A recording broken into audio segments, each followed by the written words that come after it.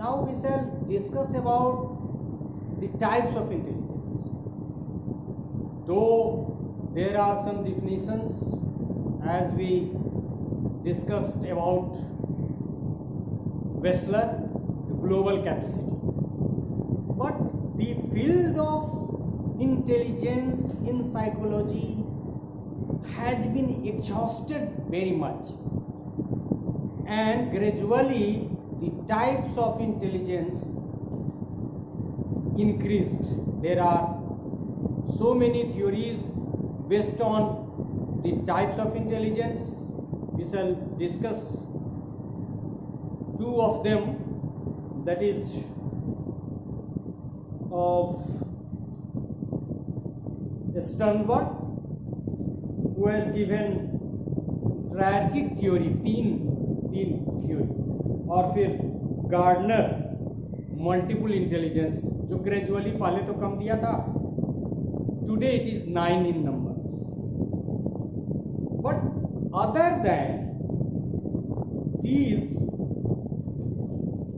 three of Sternberg and 9 of Gardner, there are other concepts, though there are overlapping in the types of intelligence you can see. Let us see how. So the first one is academic,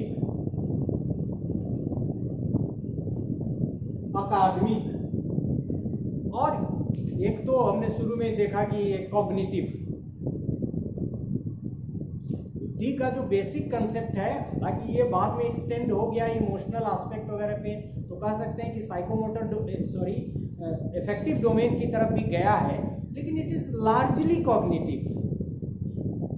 And if we talk in terms of soft skill and the hard skill, as per this academic intelligence, the hard skill that is essential for the success in a particular professional field is more close to the academic intelligence. और आप अनुमान खुद लगा सकते हैं कि अकादमिक बुद्धि का मतलब यह हुआ कि व्यक्ति अकादमिक क्षेत्र में सक्सेसफुल, जीवन के क्षेत्र में या समाज के क्षेत्र में, मतलब वो अच्छा समाज सुधारक हो या नहीं हो, समाज के लिए उसका कंट्रीब्यूशन हो या नहीं हो, या समाज में उसका समायोजन बहुत अच्छा हो या नहीं हो, लेकिन एकेडमिक फील्ड में उसने इमेंस कंट्रीब्यूशन दिया है, तो माना यह जाएगा कि उस व्यक्ति के पास अकादमिक बुद्धि की मात्रा अधिक है. दूसरा जो हम लोगों ने परिभाषा देखा था उसमें भी था इमोशनल. जैसे बहुत सारे सक्सेसफुल लोग, जब कोई नई परिस्थिति में भावात्मक समस्या आती है, जीवन की कोई ऐसी समस्या आ जाती है जिसमें समायोजन की जरूरत हो, जिसमें अपने आप को कठिन परिस्थितियों में बनाए रखने के लिए हो, तो वहां ब्रेक. लेकिन जो व्यक्ति इमोशनली ज़्यादा इंटेलिजेंट होते हैं, वो वैसी परिस्थितियों में ज़्यादा सक्सेसफुल होते हैं. और आपके एमएड के सिलेबस में गोल्डमैन को हमको पढ़ना है. गोल्डमैन ने इमोशनल इंटेलिजेंस पे काफ़ी काम किया है. मतलब हम यह समझ सकते हैं कि यदि हम ब्लूम्स टैक्सोनॉमी की बात करें, तो एकेडमिक इंटेलिजेंट वैसे लोग हैं जो कॉग्निटिव फील्ड में ज़्यादा अच्छा कर रहे हैं, तब जबकि इफेक्टिव फील्ड में जो लोग ज़्यादा अच्छा कर रहे हैं उनको हम कह सकते हैं कि they are more emotionally intelligent. और जीवन की समस्याओं के समाधान के लिए जो कई तरह की समस्याएं आती हैं, घटना होती है, दुर्घटना होती है, तो ऐसे में समायोजित करने के लिए जरूरी है कि व्यक्ति इमोशनली, और इमोशनल टफनेस भी सक्सेस के लिए बहुत जरूरी है, क्योंकि एकेडमिक फील्ड में सक्सेस ही सिर्फ सक्सेस नहीं, दूसरे फील्ड में कंट्रीब्यूशन कितना है, और वो जरूरी है कि आप अपने नर्व को विशेष परिस्थिति में कंट्रोल कर सकें. तीसरा जो हमारा यहाँ एस्पेक्ट है सोशल इंटेलिजेंस, मतलब समाज. व्यक्ति ऐसा है कि बहुत सारी उपलब्धि उन्होंने हासिल कर ली, एकेडमिकली बहुत इंटेलिजेंट है, लेकिन समाज के साथ, अन्य समूह के व्यक्तियों के साथ इंडिविजुअली बहुत अच्छा करते हैं, लेकिन ग्रुप एक्टिविटीज में अच्छा जब हम लोग पर्सनालिटी के मेजरमेंट की बात करते हैं तो उसमें भी एक कैटेगरी है हम लोगों के मेजरमेंट का, जिसमें हम लोग स्टार को मेजर करते हैं, आइसोलेट को मेजर करते हैं। तो वहाँ भी जो सोशल इंटेलिजेंस होगा वो ज़्यादा पॉपुलर है। समाज में समाज के लिए ज़्यादा करने, मतलब सामाजिक परिस्थितियों पर नियंत्रण और सामाजिक परिस्थितियों में समायोजन कर सकने वाला व्यक्ति ज़्यादा सोशली इंटेलिजेंट है। तो सोशल एस्पेक्ट से रिलेटेड फील्ड में सक्सेसफुल होने के लिए सोशल इंटेलिजेंस की जरूरत है। क्रिएटिविटी पे हम लोगों ने बात की थी, लेकिन यहाँ एक कैटेगरी क्रिएटिव इंटेलिजेंस की है जो स्टर्न के ट्रायर्किक थ्योरी का भी एक पार्ट है। तो क्रिएटिव इंटेलिजेंस सृजनशील का, तो सृजनशीलता का भी अपना एक व्यापक एरिया है। हमने जब क्रिएटिविटी पे बात की थी तो आपको बताया था कि creativity is comprehensive, know field is limited for creativity, every field may have creativity and every field have creative persons. So creative intelligence, जैसे कैसे आप कविता लिखते हो, पेंटिंग बनाते हो, नया नया कोई इवन क्लासरूम ट्रांजैक्शन के नए नए तरीका भी क्रिएटिव टीचर्स भी हो सकते हैं। तो क्रिएटिव इंटेलिजेंस। अब ये है प्रैक्टिकल इंटेलिजेंस। प्रैक्टिकल इंटेलिजेंस का मतलब कुछ ना कुछ सोशल इंटेलिजेंस और इमोशनल इंटेलिजेंस के कल्मिनेशन से बना समझ सकते हैं। हाँ, ऑब्वियस है, optimum level of academic intelligence भी तो होना ही चाहिए। तो प्रैक्टिकल का है कि ability to adapt, ability to adjust, मतलब कहता है कि यह व्यक्ति, इस व्यक्ति का अभियोजन बहुत अच्छा है जी। और अभियोजन के बारे में कवि ने कहा कि जैसी बहे बयार पीठ तब तैसी कीजिए। हालांकि इस तथ्य की आलोचना भी की जा सकती है कि ऐसा नहीं होना चाहिए, लेकिन इसका मतलब यह है कि जो व्यक्ति प्रैक्टिकली इंटेलिजेंट है वो, उसका एडेप्टेशन हाई होगा, उसका एडजस्टमेंट हाई होगा और वो विभिन्न परिस्थितियों में के अनुकूल अपने को बना सकता है। और एक कैटेगरी जो आपकी कहीं सिलेबस में मेंशन नहीं देखा है, लेकिन ये कैटेगरी हमारी परिभाषा से भी निकल के आती है, जहां हमने देखा कि एब्स्ट्रैक्टनेस के सापेक्ष में भी हम लोगों ने इंटेलिजेंस को प्रभावित किया, परिभाषित किया। सो एनालिटिकल इंटेलिजेंस, और फिर एनालिटिकल नहीं, abstract intelligence and concrete intelligence. अभी हमने एब्स्ट्रैक्ट के बारे में क्या कहा, सूक्ष्म या स्थूल, दो चीजें होती हैं। मतलब एब्स्ट्रैक्ट चीजें ऐसी हैं, अमूर्त, जिसको हमने वहां नाम दिया था अमूर्त, मतलब जिसकी मूर्ति नहीं है, जिसका फिगर नहीं है, जिसको देख नहीं सकते। जैसे डेमोक्रेसी एज ए कंसेप्ट, जैसे कोई पेंटिंग का एग्जाम्पल दिया, तो ability to understand verbal and mathematical science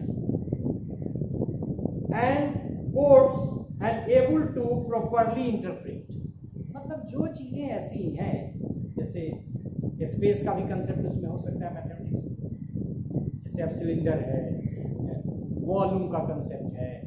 तो ये सारी चीज़ों को आदमी यहाँ एक फिगर बना के समझता है एब्स्ट्रैक्शन के थ्रू, तो उसको एब्स्ट्रैक्ट इंटेलिजेंस, जिसमें आपके पेंटर्स आएंगे, मैथमेटिशियंस आएंगे और एब्स्ट्रैक्ट कि पेंटिंग जब कोई व्यक्ति बनाता है तो कोई आकार उसका होता नहीं है, लेकिन उसको वो एक आकार देता है और उस आकार को देख के बहुत सारी चीज़ें आदमी निकालता है। तो एब्स्ट्रैक्ट थिंकिंग। और दूसरा कंक्रीट थिंकिंग। कंक्रीट थिंकिंग को हम कह सकते हैं ability to understand concrete things, objects required in, और ये इस तरह के इंटेलिजेंस, जैसे बिजनेसमैन कोई है या फिर कोई प्रोफेशन कर रहा है तो उस तरह के फील्ड में। और वो जो आपका एब्स्ट्रैक्ट इंटेलिजेंस है वो पेंटिंग के फील्ड में, मैथमेटिक्स के फील्ड में, इवन बहुत सारा एब्स्ट्रैक्ट थिंकिंग का जो फील्ड है उसके फील्ड में जाता है। So we can also classify intelligence as abstract and concrete. Besides this, if we talk in terms of, though we shall discuss this triarchy theory of Sternberg and multiple intelligence concept of Gardner separately in detail, but we shall mention it. So triarchic theory की चर्चा तो हम लोगों ने सब aspect को कर दिया। जैसे हमने एनालिटिक की बात वहाँ कर ली, इसको कंपोनेंशियल इंटेलिजेंस भी कहते हैं। फिर हम लोगों ने क्रिएटिव या एक्सपीरियंशियल इंटेलिजेंस की बात कर ली, और फिर प्रैक्टिकल इंटेलिजेंस की बात भी कर ली। तो अब तक हम लोगों ने जिन इंटेलिजेंस के टाइप्स के बारे में डिस्कस किया, उसमें ट्रायर्की थ्योरी से रिलेटेड ये तीन जो है, एनालिटिकल और क्रिएटिव और प्रैक्टिकल, इसका हमने डिस्कस कर दिया। अब चूंकि हम लोग ज़्यादा व्यापक ढंग में ये theory of multiple discipline Gardner की चर्चा करेंगे, तो यहाँ सिर्फ टाइप्स में हम उसकी चर्चा कर देना चाहते हैं कि वो 9 टाइप्स कौन कौन है जिसको गार्डनर ने आइडेंटिफाई किया है। पहला है लिंग्विस्टिक। अब ये आपको क्लियर है, एक्सप्लेन करने की जरूरत ही नहीं है कि लिंग्विस्टिक का मतलब क्या है, लैंग्वेज रिलेटेड। दूसरा है लॉजिकल मैथमेटिकल, तर्क और गणित, क्योंकि गणित से तर्क का संबंध है इसलिए लॉजिकल और मैथमेटिकल कैटेगरी उसको बना दिया। तीसरा है म्यूजिकल। अब म्यूजिक भी आप समझ रहे हैं, म्यूजिकल इंटेलिजेंस को भी आप समझ ही रहे हैं। चौथा है आपका बॉडीली एंड काइनेस्थेटिक, जिसको हम कह सकते हैं ब्लूम्स की टेक्सोनॉमी के अनुसार कि, और जब क्लासिफिकेशन आप देखेंगे ब्लूम्स टेक्सोनॉमी का जो तीसरा एस्पेक्ट है साइकोमोटर डोमेन, उसके क्लासिफिकेशन को देखेंगे तो वहाँ भी काइनेस्थेटिक की चर्चा है। सो बॉडीली एंड काइनेस्थेटिक, ये जो आपका कोई व्यक्ति जंप करता है या फिर वो बहुत तरह का जो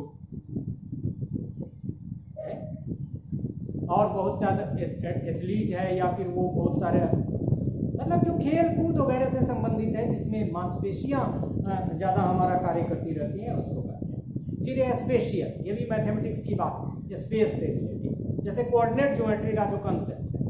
अब ये स्पेस की चीज़ों को समझ लेना। स्पेशियल, इंटरपर्सनल मतलब व्यक्ति का व्यक्ति से, मतलब जो व्यक्ति इंटरपर्सनल की दृष्टि से इंटेलिजेंट होगा वो दूसरे व्यक्ति के साथ उसका एडजस्टमेंट लेवल बहुत अच्छा होगा। और इंट्रापर्सनल मतलब आप अपने कन्फ्लिक्ट को, आप अपने प्रॉब्लम्स को कैसे मैनेज करते हैं, तो वो इशारा करता है इंट्रापर्सनल की तरफ। एंड द सेकेंड लास्ट है आपका नेचुरलिस्टिक, मतलब it is very close to surroundings, nature को कैसे आप हैंडल करते हैं।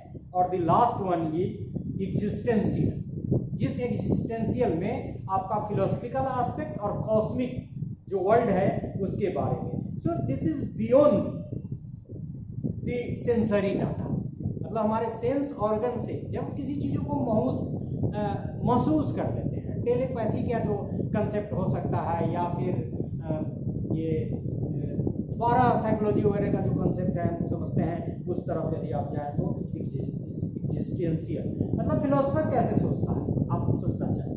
दूसरा कि कॉस्मिक वर्ल्ड की जो स्टडी करता है, जिसको कॉस्मोलॉजिस्ट आप कह सकते हैं, तो कॉस्मोलॉजिस्ट कैसे सोचता है, तो इस तरह के इंटेलिजेंस को ये इस कैटेगरी में हम रख सकते हैं, एग्जिस्टेंशियल कैटेगरी। तो इस तरह से हमने देखा कि गार्डनर की 9 कैटेगरी और ये स्टर्न वर्ड की 3 कैटेगरी को सब मिला दें तो हम कह सकते हैं। इसके अलावा यदि हम मेजरमेंट के सापेक्ष में इंटेलिजेंस की बात करें तो वर्बल नॉन वर्बल की बात आएगी, लेकिन इसकी चर्चा हम मेजरमेंट में विस्तार से करेंगे। और जब हम inter relationship between intelligence and creativity की बात करेंगे तो थोड़ी सी चर्चा इसकी करेंगे। तो इस दृष्टि से हम कह सकते हैं कि academic intelligence, emotional intelligence, social intelligence, creative intelligence, practical intelligence, analytical intelligence, abstract intelligence, concrete intelligence and triarchic में तो आ ही गया।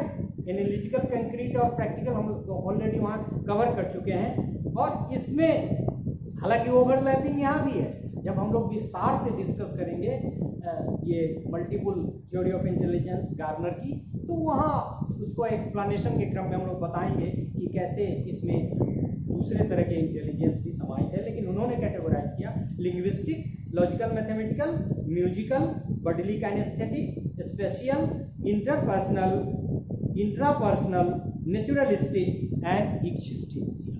So we have come to know so many types of intelligence, but if we follow the comprehensive concept of intelligence, we can say it's a global capacity, and every types of intelligence is within the intelligence. Yes, some part, rather some aspect of intelligence